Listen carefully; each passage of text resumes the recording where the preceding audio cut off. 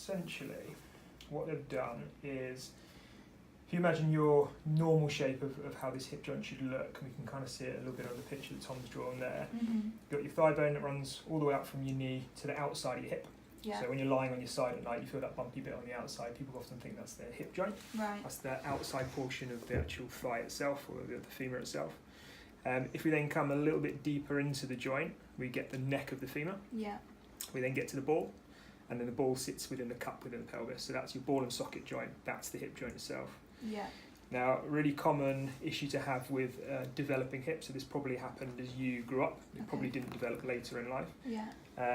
The ball and the neck can be slightly misshapen, or not kind of like the ideal shape. Okay. We can see on the picture there that Tom's drawn, rather than it really looking like a ball, it looks more like an egg. It's like an extra bit to it. Okay.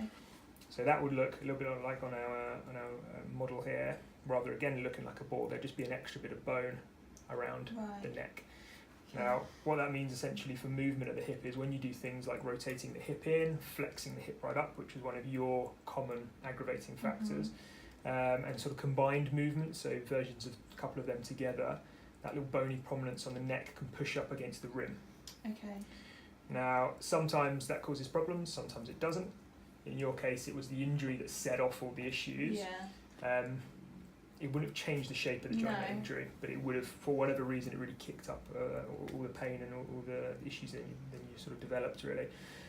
So that bump pushing against the rim of the cup, what that can do is it can then upset the labrum.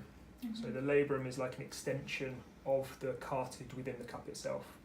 So you imagine bony cup within the pelvis. Inside that cup, you've got the cartilage to protect the bone, and then around the rim of the cup, you've got this little labrum. So it's kind of like a little vacuum seal. You can think of it like. Yeah.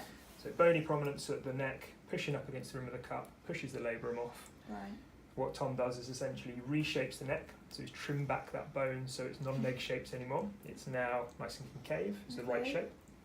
And he's repaired that labrum where it's come away from the rim. Right. So he uses these little anchors to pull it back in position, and that will heal back up.